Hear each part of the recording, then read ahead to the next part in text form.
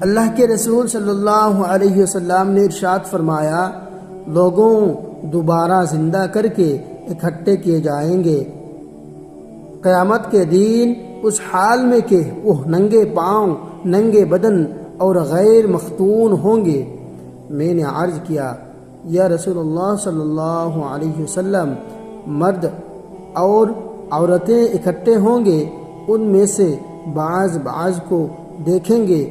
حضور صلی اللہ علیہ وسلم نے ارشاد فرمایا، معاملہ اس سے کہیں شدید ہوگا کہ وہ انہیں اس طرح مہلت دے سکے۔